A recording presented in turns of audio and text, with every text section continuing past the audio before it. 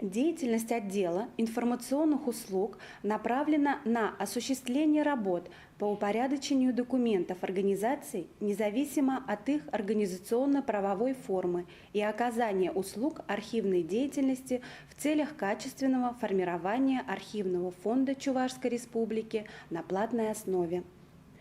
Научно-техническая обработка документов – это одна из наиболее значимых процедур в архивной сфере, требующей максимально ответственного подхода для формирования дел должного уровня с учетом последующего их постоянного или временного хранения. В связи с этим отделом ведется работа по заключению договоров с организациями, источниками и неисточниками комплектования Госархива. Проводится работа по экспертизе научной и практической ценности документов, по формированию и оформлению архивных документов в единицы хранения, составлению заголовков на дела с управленческой и научно-технической документацией, на документы по личному составу. Выполняется также техническая работа, подшивка дел, нумерация листов, оформление обложек дел, формирование связок дел. В соответствии с требованиями действующих нормативных документов в области делопроизводства и организации хранения документов.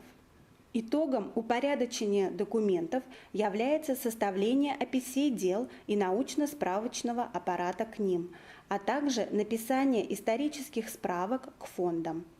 При этом отделом обеспечивается преемственность научно-справочного аппарата к документам, находящимся на постоянном хранении в Госархиве и хранящимся в архивах организаций. Качественная научно-техническая обработка позволяет избежать множественных проблем при поиске необходимых документов.